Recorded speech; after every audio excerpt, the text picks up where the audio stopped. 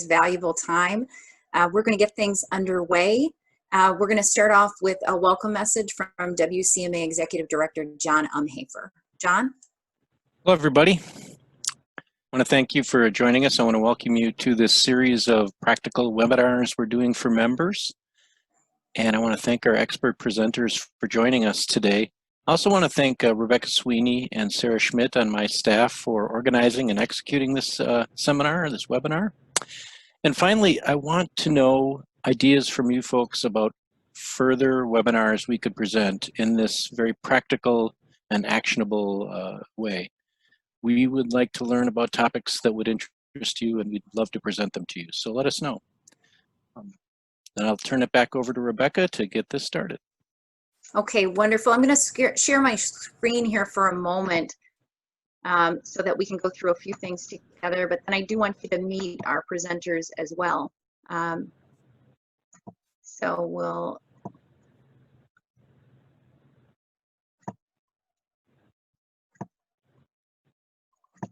launch our program. So again, as John said, thank you so much for joining us today. We've been sensitive not to hold too many webinars because we know your time is precious, but we know this topic, what happens when an employee tests positive for COVID-19, is on the minds of many members. And our goal today is to provide you with a really practical look at this, both some information on the prevention side and also information on what exactly step-by-step happens should this occur in your own facility. So we're very pleased today to have some absolute experts. Dr. Jonathan Myman from the Department of Health Services. He's the Chief Medical Officer for Occupational Health and Safety. So he is the expert in the state of Wisconsin on this topic. And also joining us today is Roanne Warden, who is the Greene County Public Health Officer. She's also had her her Assistant Director, Joni Marty, join us today. She's also a public health nurse in Greene County, and she'll talk a little bit about what they do there when there's an outbreak. Just a quick look at our agenda and overview for today. We're going to start with some information from Dr. Myman on the current state of our public health emergency and the prevalence of outbreaks in processing facilities. We're going to talk a little bit about best practices for prevention. We're going to overview what resources you have available to you 24/7. And then we're going to get into that clear look at what manufacturers can expect when an employee tests positive. And we're going to have a case study. What happened in Greene County when they had an outbreak in a dairy processing facility. And then we'll finish with some Q&A. I do want to note to people that questions were submitted in advance. That doesn't mean that you can't share a question today, but you will all be muted so that we can get through our program in the hour that we have allotted. If you'd like to send me a question, you may do so by using the chat button on your Zoom screen. And you'll send a message directly to me, and I'll make sure that those questions are asked. Not only does that help us move through the program, but it also protects your identity. You can remain anonymous when asking those questions. We know that's important to some folks. So without further ado, I'd ask Dr. Myman to introduce himself a little bit better than I just did and help us understand a little bit better what is going on right now with COVID-19 in Wisconsin. Doctor, thanks for joining us. Sure, Rebecca, thank you. Yeah, I actually missed most of the introduction. My audio is going in and out even though I'm on the phone. So if I lose you, just please message me in the chat box and I'll try to dial back in. So Rebecca probably already covered this, but I'm one of the chief medical officers at the Wisconsin Department of Health Services, and my day-to-day job is actually occupational and environmental health. But I've also done a bit of work over the years in public health, dealing with outbreaks and infectious diseases. And so a lot of my day-to-day work does cross over into that. And so what I wanted to do today was just to really give a high-level overview, talk a lot about some of the challenges that we're facing with COVID-19 in the country. This really is an emerging area, and I saw some of the questions that came in before this was scheduled, and they're really good questions. And I just want to, I think every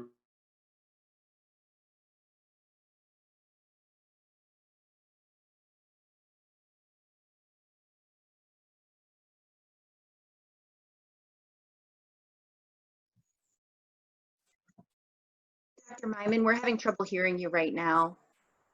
Could you repeat?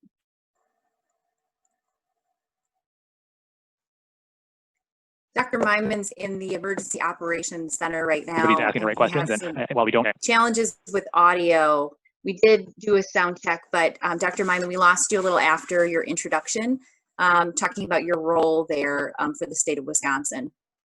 Yeah, yes. Which point did you lose me?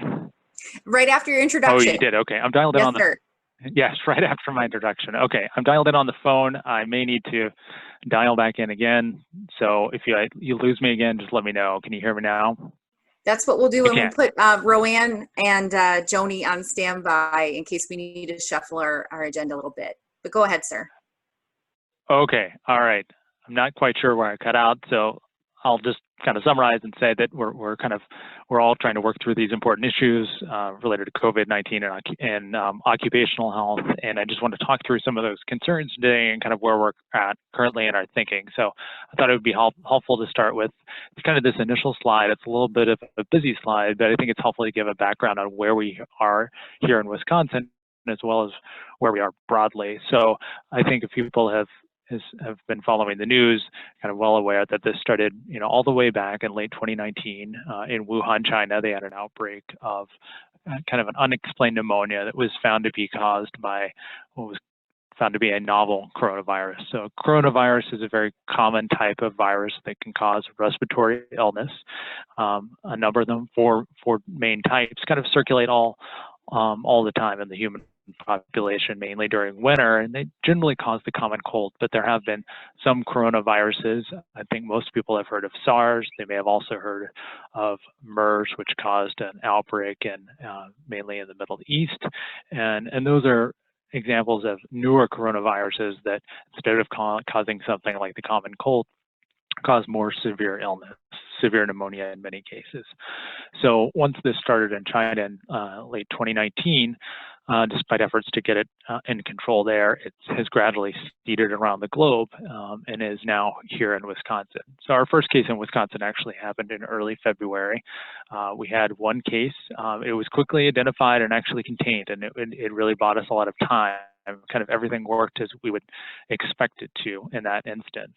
But over time, as the novel coronavirus got established in multiple places throughout the United States, and it began to spread more widely, we anticipated, and now we've seen that it would start spreading here locally much more rapidly. And so, as you can see on the graph on the left there, that's just a total number of cases in that dark blue line over time, beginning back at the beginning of March. And it was in March what we started to see spread within the communities. When a case gets identified, we try to track it down, trace contacts, people who may have had close contact with somebody who had the illness, the infection, and make sure that they're quarantined appropriately so they won't pass it on to other people.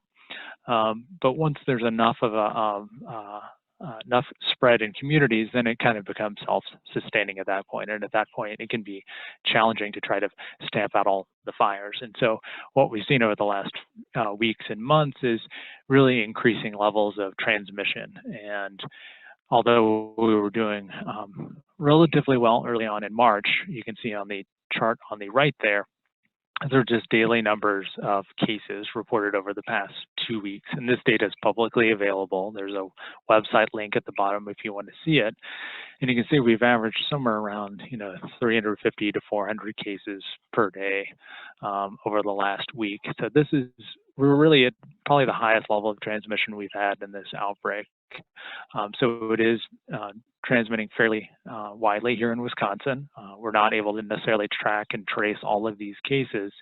And while there's certain areas that are much more heavily impacted than others, particularly in southeastern Wisconsin, it is becoming more widespread as well in some of the more rural counties. So that leads to the next question here on the slide that Rebecca just advanced about outbreaks in food processing facilities. So Rebecca, could you go to the next slide there? So we do track here, and this also is publicly available data. We track all the investigations and kind of where they're happening. And long-term care and workplace investigations are kind of our two leading areas where we're investigating coronavirus spread. So long-term care, that's been really well publicized, given the risk to the residents there. They're particularly vulnerable community and particularly vulnerable patients.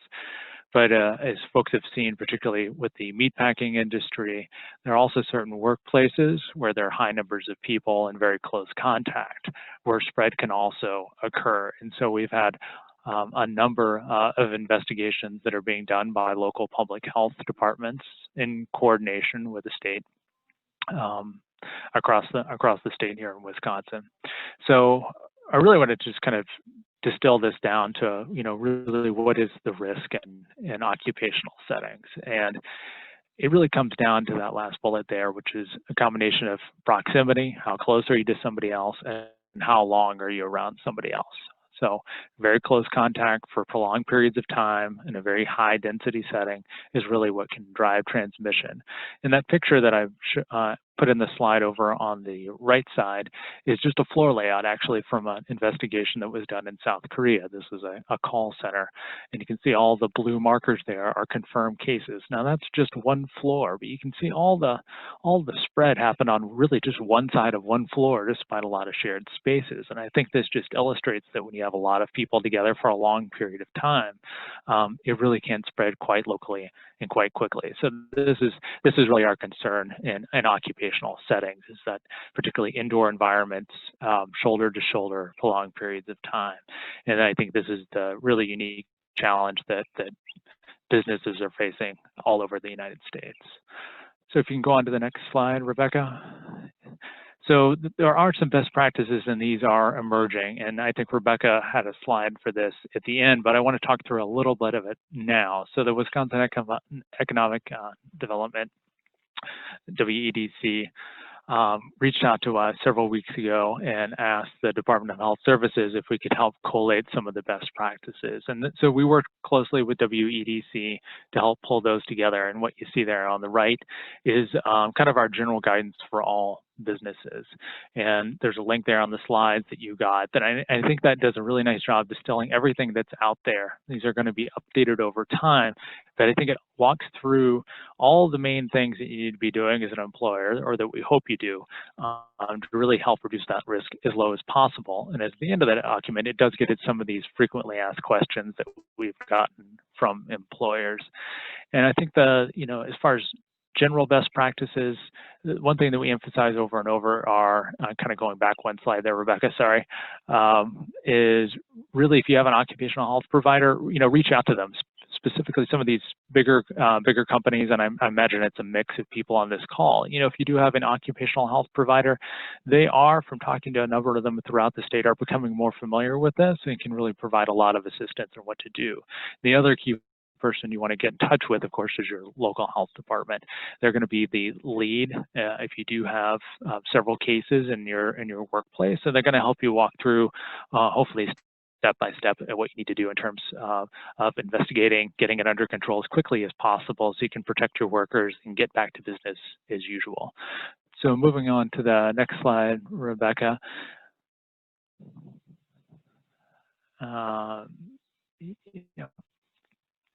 Good. Okay. Sorry, my screen's a little lagged here. So if you look at the key takeaways in this general business practice is, I think we can kind of boil them down to four, which is one, really focus on worker protections, particularly workers that may have higher risk conditions. We really want to look out for them kind of first and foremost. The other is a lot of education and training. We cannot emphasize this enough. In a healthcare setting, doing a lot of these things, infection prevention practices, are really second nature, but they're even still challenging in a hospital or nursing home environment. Doing this in something like a factory or an other type of business can be challenging. These things are very new to people, and it really is a new way of going about your business. And so I think that training and education piece really can't be overemphasized. So in terms of the policies that I think are good to start with, I think really focusing on worker screening, making sure that, you know, you're doing at least daily symptom checks, even if they're self-reported, making sure you have good policies in place for if people do come to work sick, that they are sent home immediately and kept out of that environment until you can figure out what's going on. I mean, all those things help prevent things from coronavirus from being introduced into your workplace. Sanitation is also another big part of that. Although it's not the main way that the virus transmits from touching surfaces, it can transmit that way. So if you think about high touch surfaces that are touched by many people potentially in your environment, making sure you have a good cleaning protocol so those are consistently cleaned is good.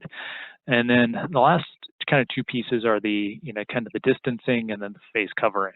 And these are also important. As I mentioned before, if you kind of boil down risk to a combination of proximity and time, you know, if you can increase the distance between people, that's very, very good. And that may not be possible in all circumstances. And if you look at some of the guidance that has come out from the federal government, you know, if you have workers working very close together for prolonged periods of time, that does present a risk. And so there are things that a lot of businesses have done about, you know, installing plexiglass between workers, just trying to minimize the spread of any virus that may occur through coughing or talking. You know, it really transmits very well in some of those small droplets. And the other piece of that, of course, is use of cloth face coverings or face masks. Again, it's those droplets we really worry about. And if you have workers that are working close together, having them all wear masks is a really good way of keeping that from spreading from one person to another. And so we kind of come back to those refrains. And it's really a combination of all of these things. It's no one thing that's going to reduce your risk. So it really needs to be a multi-pronged approach, which is making sure that sick people don't come to work, making sure you have a clean environment, spreading people out as much as possible, and then making sure that people are using, you know, face coverings or face masks, as well as any other personal protective equipment that would be appropriate for the job tasks they're doing. And then if you do end up having a case, you know, just be prepared, have those contacts and those relationships in place, kind of know who your local health department is, know who your contact is, so you can reach out to them and get assistance as soon as possible. So moving on to the next slide. Clarifying question, if I could. Mm-hmm. Sure. A quick clarifying question from the crowd is this on this final bullet point, preparing to work with your local health department. The question is, I don't already have a relationship with my health department. Should I try to reach out and share what I'm doing now so they understand what's going on in my plant? I think there are a couple of ways you could go about it. One is just making sure you know who to contact. In some cases you may not know, in which case it's definitely worth a call to just say, hey, I'm trying to be proactive. I'm trying to do, you know, trying to make sure that we're as prepared as possible, you know, in the event something happens, who's the best contact. In other instances, some health departments are, I guess, a little more advanced, and it may be obvious who the contact is. This is a really busy time for all health departments. I think everybody's being pulled in a lot of different directions. I think kind of getting assistance one-on-one with implementing best practices is really something that's probably something that goes beyond what that can be done at this point in terms of that one-on-one assistance. We are looking at ways, at least at the state level, that we can build on existing resources, existing networks to get out some of these best practices and even do some of that on-site assessment and technical assistance. That's something I'm personally very interested in doing, and we're trying to find resources to do that. I think local public health, I think it depends on the particular agency, but I think just given the sheer number of businesses, they may not necessarily be able to provide any kind of one-on-one assistance. They may be able to point you certainly in the direction of certain resources that may be helpful. The questioner says, thanks for the insight. And I'll advance to the next screen. Okay.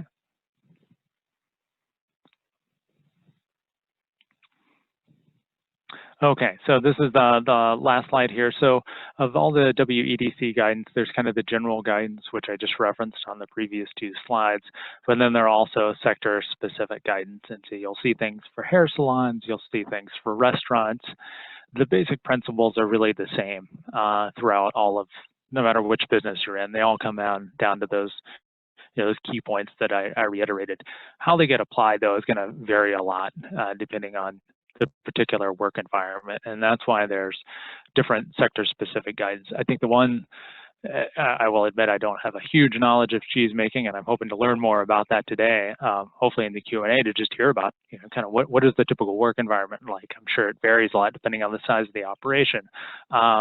But I think many of the manufacturing sector-specific guidance is probably the one that's probably most appropriate, I would think, for your industry. And the manufacturing settings, given that you may have a lot more people and they may be in a lot closer contact, some of the recommendations are a little more, I would say, directive, or we make a little stronger recommendation. And so if you do have a lot of workers that are close together, we really say, like, we really should consider trying to use face coverings for all employees. Particularly if they're just going to be around each other all day long. Where you can't space people out, as I said before, use of physical barriers may provide some level of protection. I would emphasize that this is a really emerging area. We don't know all necessarily the best practices and what works the best, but we're kind of working on our basic understanding of how this virus spreads. And I think all of these things, if they can be done, they should be done, because we do want to reduce the risk to your workers and make sure that you can continue to do your operations. The other thing that a lot of businesses have done is try to make sure that workers aren't congregating elsewhere. And that can happen a lot of times in break rooms, cafeterias. That's another spot where people can be very close together for prolonged periods of time. And in that manufacturing guidance, it talks about some common sense things you can do. And from talking to businesses, they've done, say, staggered breaks, staggered lunch times, really to try to keep the density of people as low as possible. And again, just emphasizing that consistent training and education about cough etiquette, personal hygiene. So I think that's it for this round, and then I'll kind of circle back a little bit later and talk a little bit about some of the situations where you may have a case. Thank you, Doctor. Yes, we'll give you a moment to catch your breath, to take a sip of water. Yeah. And in the meantime, we want to share, not only does the Wisconsin Economic Development Corporation and the Department of Health Services have some resources for you, there are other both federal and state resources available if you have questions. Of course, you can always just give us a call here at WCMA. Everybody has my cell phone. You can call 24/7. I think John is in the same boat. So we're here to help you and support you and be your liaison between some of these agencies, but a lot of information is available. The next few slides I'm going to go through, everything's linked. So if you'd like to go through and explore some of these on your own, you certainly can. First, the Centers for Disease Control and Prevention has a specific guidance for employers, some of which are geared towards manufacturing settings. And we also saw this week the CDC and the Department of Labor come out with some specific guidance for agricultural workers. Now that guidance is geared more toward producers, so our farmer friends, but there's also some applicable guidance in there for folks in the dairy processing community. And it certainly may be something you'd want to share with your farmer patrons so that they know what the CDC is recommending on their own farms. Because of course, that is a point of connection. You go farm to milk hauler to the plant, and all of those components are important in terms of preventing the spread. OSHA, I think was surprised to some that they came out with the very detailed guidance that they did on workplaces, but this is a great resource for you to go through too for general guidance. As Dr. Myman noted, the Wisconsin Economic Development Corporation has guidance. They actually have, I think it's 14 different brochures that are available. One is general and the rest are industry specific. There is a manufacturing guidance. There's also an agricultural guidance available, and both of those are good resources and resources that WCMA was proud to work with WEDC on in terms of development. We had a little bit of input there, and we're also able to sort of share what the practical application might be of some of these guiding principles. Of course, many of those points of input actually came from our Dairy Food Safety Alliance group, which consists of WCMA, our friends at the Center for Dairy Research. Marianne Smakowski, I think, might be on the line right now. And she's just a tremendous resource in terms of making sure your employees and your workplaces are safe. And also Adam Brock from Dairy Farmers of Wisconsin. Our friends at those two organizations worked on a couple of templates. One addressing a COVID positive worker, whether it's suspected or confirmed, and the other addressing that COVID positive workers return to work and how you might make some shifts. So those are written in an SOP template format, so it's very easy for you to then apply that to your own set of guiding principles. There are many more resources available to you, and instead of going through 150 additional slides, I will just say that DHS has compiled many of the state-specific resources, everything from mental health for your employees to daily updates on what's happening. And now there are some new features that are county by county, which I know are very interesting to some of our members who are in places that are seeing some outbreaks in processing facilities. The Center for Dairy Research, Dairy Farmers of Wisconsin, and WCMA have lengthy lists of links to things that may also be of help to you. So I encourage you to check out any of those resources as well. Now I'm going to hand it back to Dr. Myman, and he's going to walk us through what happens if you get that call, whether it be from your county or from your employee, what you should expect to have happen when there's a COVID-19 positive. Dr. Myman? Sure, yeah, so you can go ahead one slide there. I'll preface this with saying that a lot of the detailed investigation guidance is something that we're currently working on. As I said before, this is an area that's really new to a lot of people, not only to us here at the state, but to a lot of the federal partners that we closely work with. I've talked with OSHA from early on in this. They have been working hard to try to get their head around it. And I've also been talking with some colleagues at the CDC. And the CDC has come out with some, I think, some good resources that you mentioned, Rebecca, to talk about some of the best practices and things that you can do in your workplace to keep workers safe.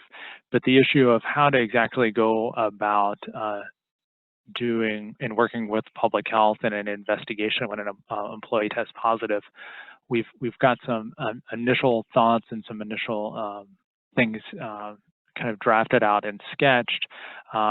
That's still a work in progress, but we're hoping to have that very soon. And one thing that we plan to do with that is have not only guidance for local public health, but also have a companion piece to employers that explains and is clear and direct language as possible, kind of what to expect. So I'll talk a little bit about the general principles, and then maybe in the Q&A we can talk about things that we've seen that have worked well and maybe some things that have not worked as well in some cases. So I guess just working through kind of top to bottom on this slide, you know, there are a lot of ways an employer may become aware of this. We've kind of seen everything from an employer being aware from something in a news article to something with their employee themselves comes back and discloses to the employer that they tested positive, or other times that public health may reach out to you and let you know. So it can come from a lot of different sources there.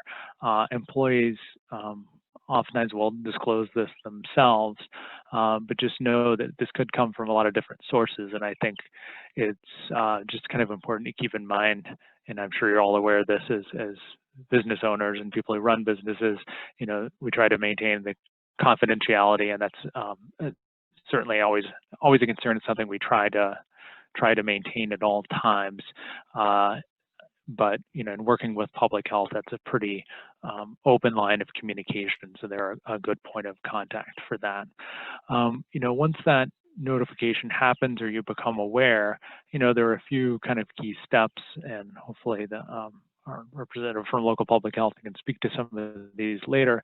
You know, kind of the initial steps are making sure that you've got an environment that's kind of clean and disinfected. So if there is an area where this employee worked and particularly spent a lot of time, you know, it's always a good idea to make sure that you have that area disinfected. And that's really just comes down to just waiting an appropriate amount of time. If you can wait 24 hours, that's not always possible, but if you can, that's good, because that gives an added layer of safety in terms of allowing the virus to kind of naturally deactivate in the environment.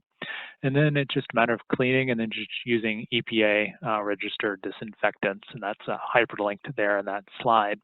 And you can go look in the WEDC guidance that gives a lot more details on kind of how to go through this step by step. And that's something that's done pretty regularly. We've done this in a lot of different environments. It's not particularly challenging, but it's definitely a good first step, just to make sure that the course environment is clean as well.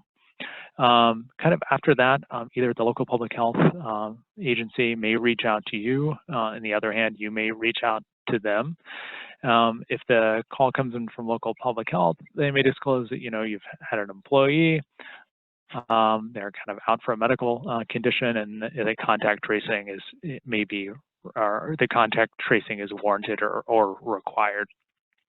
And at that point, that's kind of where that relationship piece and that coordination with local public health starts to come into play. Because when we have somebody who's confirmed to have COVID-19, we want to make sure we can identify all those people who've come into close contact with them for a period of time, because they themselves may be at risk. And that's the process called contact tracing, which I think everyone has heard quite a bit on the news if you've watched anything about this. And it's kind of a new concept, but it's in principle, it's quite simple. You just want to find those people who may have had close contact and make sure they're out of the workplace as well. And that does involve notifying employees of potential exposure, but it's also important to maintain confidentiality and not necessarily disclose. It may be obviously in certain cases, particularly if it's a smaller work environment, but just keeping in mind that not disclosing another medical employee's medical condition, but just saying there's been a potential exposure, and we need to make sure that you're taken care of and handled appropriately. The standard for people who've had close contacts with somebody with confirmed coronavirus disease is to quarantine, and I think these terms get used a lot, and I think it's important to kind of define those up front. So if you are infected with coronavirus disease, we call that isolation. That means keeping yourself at home or some other place where you can be safely separated from other people.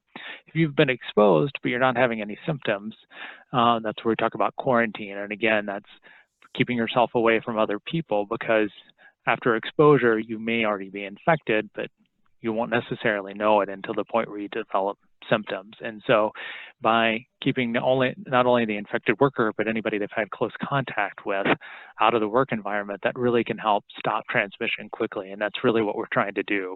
It's to reduce the number of infected workers as much as possible. Not only is that good for worker health, but it also helps get the business backing up and running as soon as possible. I know there's been a lot of back and forth about quarantine, when's it appropriate, when's it not, can they come back even though they're not symptomatic? Well, one thing we've learned about this virus is you can actually transmit it even though you don't have symptoms. And so, it's very important if somebody's had close contact to really get themselves out of that work environment, and that will help halt transmission and then keep everything going. And as I mentioned kind of in that last bullet at the top, we are working on more detailed guidance based on conversations with our federal partners, and hope to have something employer facing to give a lot more detail for this that's in clear and kind of plain language, hopefully in the next few weeks. I just want to note, Doctor, that we have gotten a couple of questions in via chat. I'm going to hold those questions. Folks who've been messaging me know that I've gotten your questions, but we're going to try to move through this next section, the case study from Greene County, before we head into questions, to see if any of those might be addressed here. So hold tight. I've got your questions. Keep them coming, and we'll, if that's all right with you, Doctor. Absolutely. All right, wonderful. Now I'd like to welcome Roanne Warden, who is the Director of Greene County Public Health, and her Assistant Director, Joni Marty, who is also a public health nurse in Greene County. Thank you both for joining us. Thank you, Rebecca. Can you hear me? I can hear you just great. Thanks so much. Great. I'm going to have Joni start us off with the investigation that we here in Greene County dealt with back in April. So I'll kind of talk to you about our timeline on it. So any factory, an outbreak is considered when 2 employees are positive within a 28-day span. We were notified by an out-of-state health department that our first confirmed case was on April 24th. So we reached out at that time to the human resource and the plant manager, letting them know they were already aware, the employee had already notified them that they'll be off work. we kind of did a series of questions asking other the close contacts. They were already identified and were given to us of being quarantined for the 14 days on it. And they had our information to, if another case would arise, they knew that we would be more involved on it. The second and third case came not 4 days later, April 24th, that we received notification of our Greene County resident working there is now positive. So at that time, we initiated a conference call with the cheese factory that consisted the CEO, the plant supervisor, and the human resource office staff on it. We did multiple phone conversations and Zoom meetings with them Wednesday and Thursday, and then on Friday we discovered another contact. At that point they invited us to their plant to do a walkthrough on it, and I think you can advance the slide here too, Rebecca. So when we went through the plant on May 1st, we had already talked about how we would be doing testing, because they had agreed and knew that they wanted to contain this as quickly as they can, knowing that they've had 3-4 positive cases there already. Some of these were individuals who were already asked to be on quarantine. Some of them were ones that had been currently working. So on May 1st on our walkthrough, they had already initiated a lot of great protective measures for their employees. They've initiated wearing masks at that time, face shields. They had plexiglass in the break room, so there was one staff member on each side, or employee on each side of the plexiglass. They had hired a break room attendant, so anytime anyone used a vending machine or microwave, no one else could use it until it got wiped down.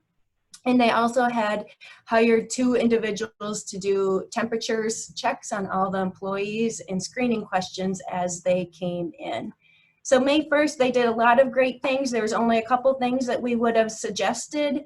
A lot of that is being in a factory. It is hard to keep social distancing on those line working across from each other, but they was really receptive on anything that we did suggest on it.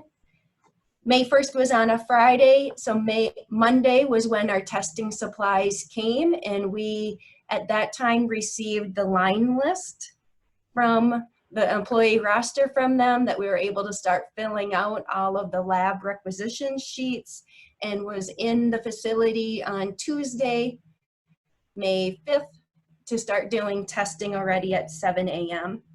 I'm going to have you back up on, or advance one more on it. Or is it the wrong way? Oh, I'm sorry. You did switch them. So I'm sorry, go back on it. So this is kind of some pictures of our facility-wide testing that we had all of their rosters. We did it in 2 different shifts. Some of the shifts, people that were working already and in the facility, so we did their testing in site into a conference room. And then on the second shift in the afternoon, we set it up as a drive-through site.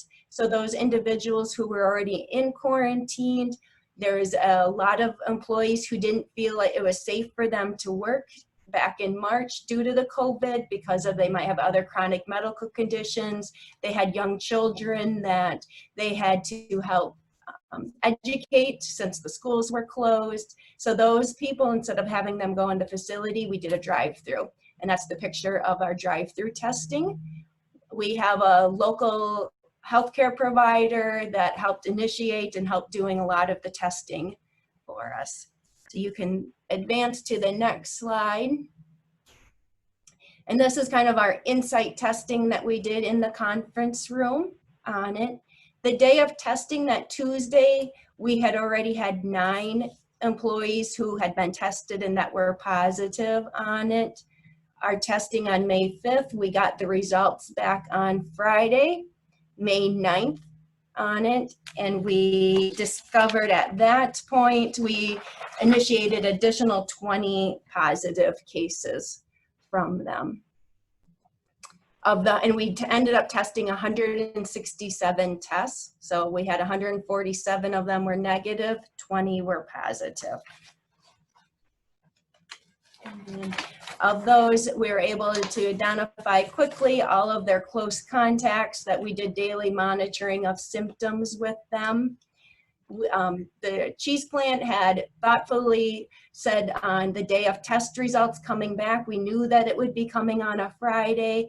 They had shut the plant down already. This was prearranged so that they can let it settle. They had an outside cleaning company come in that started cleaning Friday afternoon, all day Saturday and Sunday, so that Monday they could start a fresh week with all of the current positive cases out of the facility and have everything all nice, cleanly cleaned on it. So all of their employees were able to be back to work by the middle of May. We still have some individuals that are on quarantine. They live in a multi-generation house, and it kept staggering, and more individuals in the household showed up positive at different times. So we are just getting our last household member off of quarantine now, and that is just the way that additional household members came up positive. Joni, thank you so much for working with the business in that scenario. It looks like there were really good lines of communication in that case. And I do have two clarifying questions of what you just presented. So I hope we can ask those. First of all, the question, did you consider testing of everyone on site mandatory, or was that a decision reached jointly between you and the business owner? It was reached jointly on them after we offered it to them right away as soon as that second and third case came in. It would have worked in developed quicker, but we had that time, the weekend through there, and getting testing supplies sent from the state EOC to us. But no, right away when we offered it to them, they knew that they would want to be doing some testing. The business also highly recommended to their employees that they be tested. And I believe there was maybe one person that refused testing, an employee. However, by the end of the day, that employee had changed their mind and was eventually tested. So, and they were tested through us because we were still on site. Yeah. And one other quick question related to that, length of time people must quarantine. We've heard a lot. This questioner asks, some days it seems like it's 10 days of quarantine, other situations is 14. Could you clarify what you recommended to these employees, or is it such a case-by-case scenario based on when, let's say, the first positive was discovered? Yeah, so no, thanks for asking me to clarify on that. No, the state does have guidelines on that. So anyone who tests positive, they are in isolation because they're considered the sick, in isolation for 10 days. We're also making sure, and we're monitoring the confirmed cases daily, making sure that those final 10 days, the last 3 days of it, they have no fever, they're not acutely ill, and they're not using any fever-reducing medications to prevent some of those symptoms. So that is why some people will hear the 10 days. That is for the confirmed case. Any contact of those confirmed cases of the positive, they will be in quarantine for 14 days from their last contact to the confirmed case. So some individuals are in the full 14 days. Thank you so much for clarifying. I think that helps a number of people with some of the questions that they've asked in our chat. And now we'll move forward. Also some recommendations for how, if you get a COVID positive, you can have an improved process with your county public health. So this is Roanne, and I'd just like to say, so we here in Greene County, at the time of this facility outbreak, had nine cases only in our county. So we wanted to act really rapidly with this facility. And we were delighted that the cheese factory was invited us in to do this walkthrough assessment to identify how they were set up and what other recommendations we might have for safety and sanitation, so forth. So that's one thing that I found was very helpful moving forward, and it really helped with the relationship as well with the staff there and leadership. Another recommendation that I think is quickly, when we did have those initial cases and we recommended the close contacts be in quarantine, it was helpful that the facility supported that and made sure those close contacts did indeed work with us and followed those recommendations. So quickly getting close contacts into quarantine. Another positive action that was taken by the facility is, so we want to act really quite rapidly with an outbreak, because our goal is to really contain the virus and prevent further spread. And we do that through the use of testing and isolation and quarantining those contacts. So it did require a number of conference calls with leadership and with their support and agreeing to test their employees. That was very advantageous to getting the virus contained and the facility made safe again. Another item that we found is having clear communication with their employees when there is an outbreak, and being able to quickly communicate in all languages. So we had someone who spoke French, and several employees that spoke Spanish and needed translation. So being able to clearly communicate with your employees was very important in regards to the outbreak that was occurring, about the opportunity for testing and what was going on. The next bullet is very helpful that your human resource division there have an up-to-date or current employee roster to share if you happen to have an outbreak in your facility. And that roster is important to have their names, addresses, phone numbers, and date of birth of your employee. So that was critical in that we were able to take that information that was in an Excel spreadsheet and quickly populate, the 160 some lab slips ahead of time to make that testing process more smoothly and quickly occur. And then the final is on the day of testing that it was very helpful when they had staff there that could help direct the traffic for the drive-through testing. They provided some pop-up tents. It could see from that one photo, it was a drizzly, cool day. And as well as they brought some tables and provided the interpretation that was needed with some of their employees. So those were kind of some of the highlights I would just say was helpful. And as well as their decision ahead of time to close the facility for that deep cleaning following the day-long testing of their employees. So that, Roanne, Yeah. one quick clarifying question from the group. Did you make recommendations on who should do that deep clean? Or was that something that the business owner already knew about? that was a service the business had already knew about and had made contact. So The business did really good reading and doing a lot of their own researching as soon as they got that first case on the CDC's website. Would County Public Health be able to provide any recommendations or points to deep cleaning services if they were needed? we typically don't make recommendations as to what business to do that. Normally we don't provide that. Okay, thank you so much for sharing that. Now, if everyone's comfortable, I think we'll move right into Q&A to make the most of our time still together. Our first question was pre-submitted. Does the state or county have the authority to close my facility due to cases of COVID-19?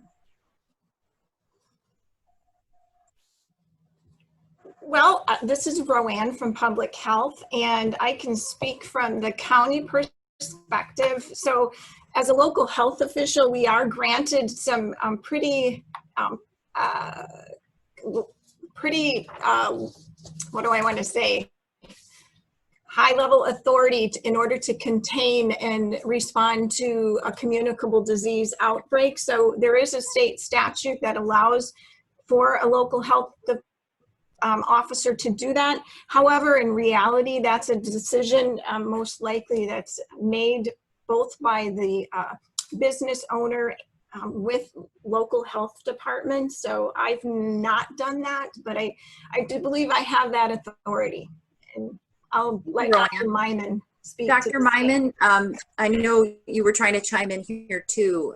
Can you answer that question as well? Does the state have the authority to close a facility due to a COVID-19 outbreak? Yeah, I mean, I think Roanne kind of hit the main points there. You know, that there is authority in state statute that is within local public health agencies to take pretty broad range of measures needed to control an outbreak of a communicable disease. And most public health laws are written like that. They're pretty broad. It just kind of building on what Roanne said, you know, our goal is, you know, never to shut things down. Our goal is to, you know, get workers protected and get things going as quickly as possible.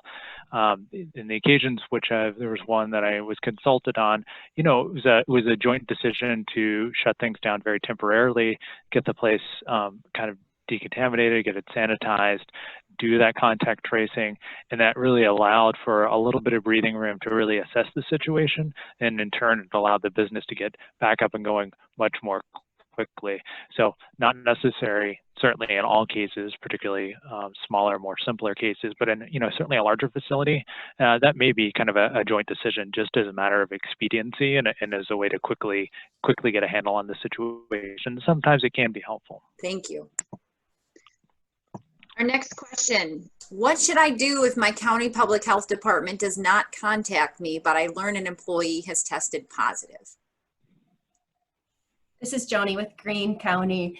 As Dr. Myman said earlier, know who your local health department contacts are, because we would rely on the business to be notifying us, as sometimes it takes the local county health department to be notified if the employee was out of state and tested positive, or even from another county. So a lot of times the businesses, if that is the situation, would be the ones having to notify us of some of their positive cases.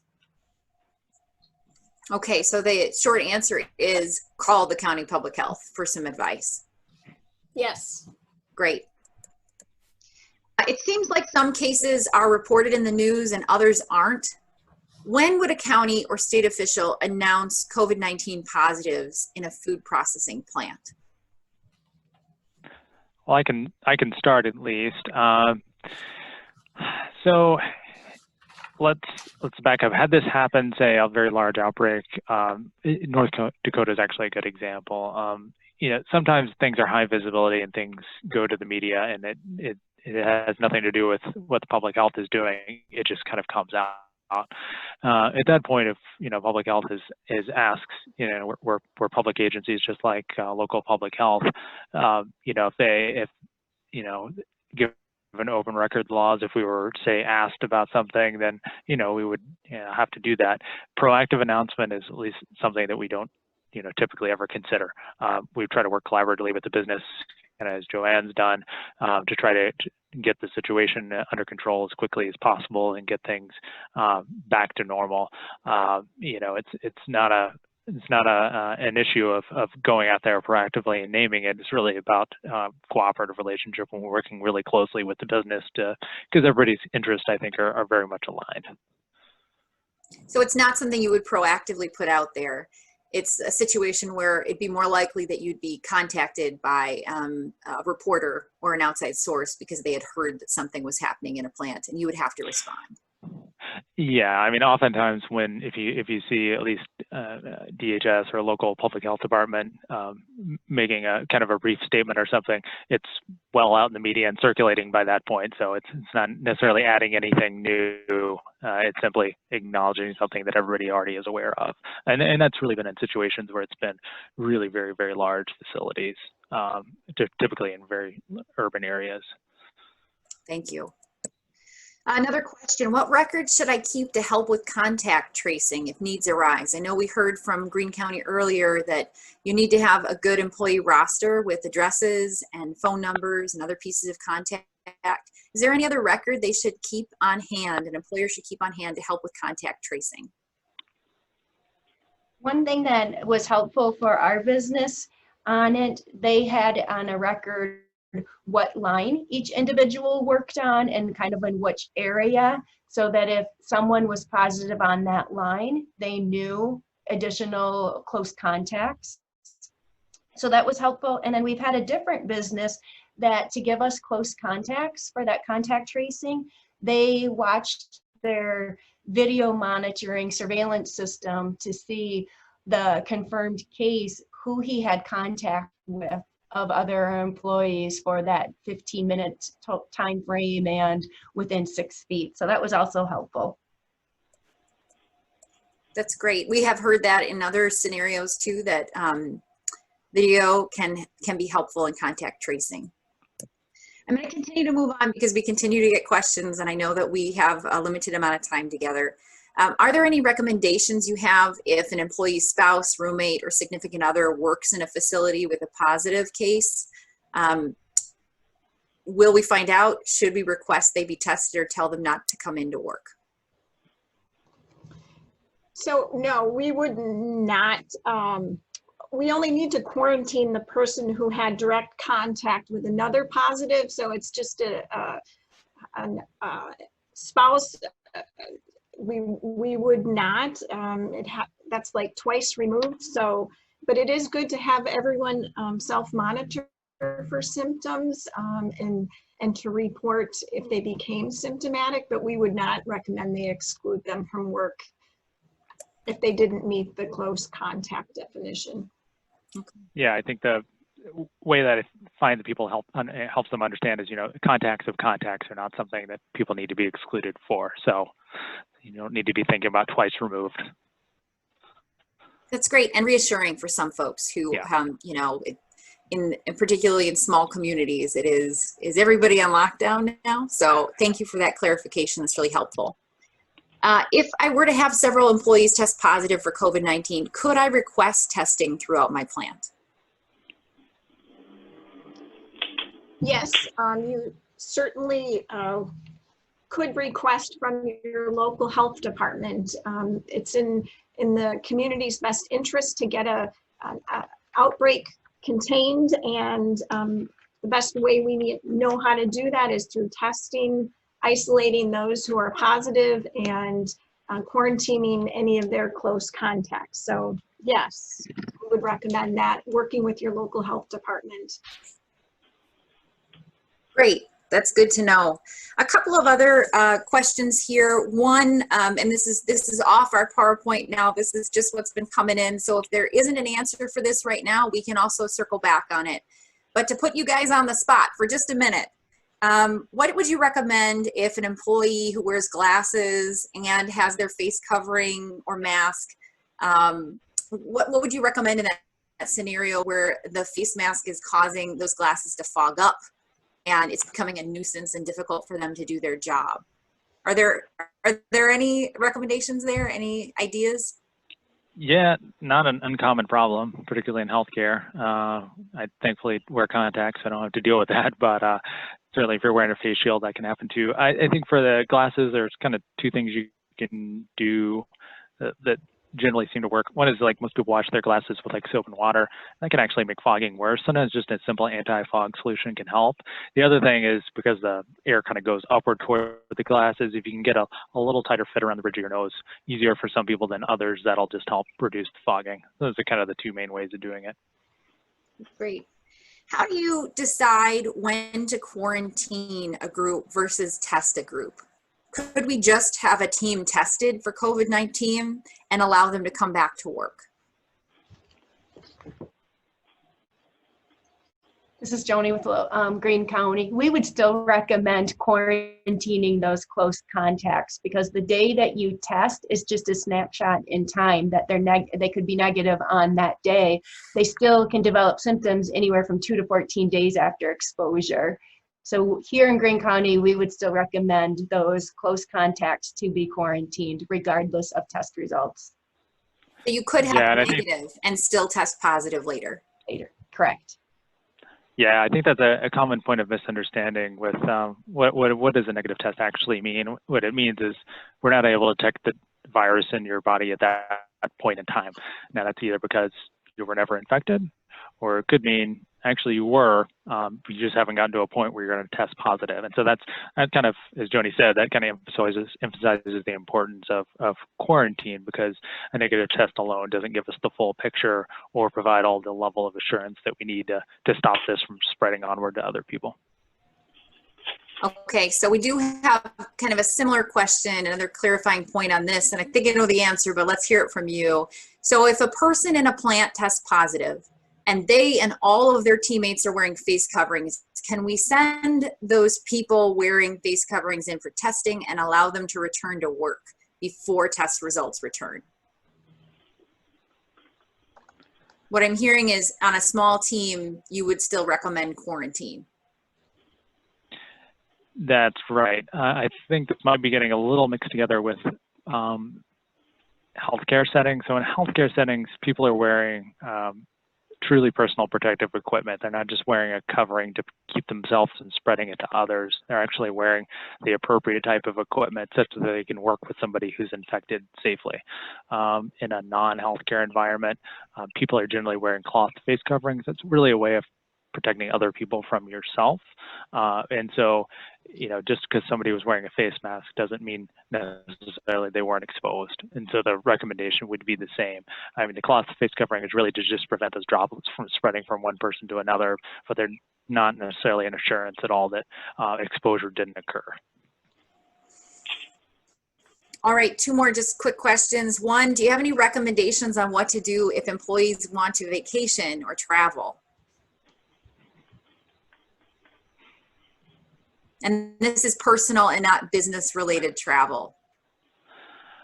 Well, I can say you can certainly explain the risks, and certainly say we would recommend at this point that somebody not necessarily travel. There are always risks associated with that, particularly traveling to certain places. I don't know really if there's anything you can particularly do about that other than providing, kind of advice. All right. And then what's considered close contact and what is the duration that was mentioned earlier? Can you clarify what you would consider to be someone's close contact and the duration of time that's associated? This is Joni with Greene County. So the duration is 15 minutes and within 6 feet of the individual. All right. I think there's a chance that we're going to have more questions for you later on, but for now, we know that you are all very busy, and I know that Dr. Myman has a couple of other calls that he has to jump on. So we just want to actually thank you so much for your time, for your attention, and for your really important work right now. We know that you're serving around the clock, and you're dealing with people who have grave concerns, literally, and we just want to thank you for your service to the state and for your willingness to share your insight and expertise with all of our members today. Well, thanks for reaching out. It's been great talking to you, and we're always really excited and eager to talk with different business associations, because it's truly a collaboration in trying to tackle this really challenging issue. Thank you so much to all of our members out there today. If you do have other questions, please don't hesitate to email them to us, and we will try to get you those answers. We're here to help you connect both with your county public health and with your state officials serving you at this critical time. Thanks so much for joining us today. Thank you. Take care.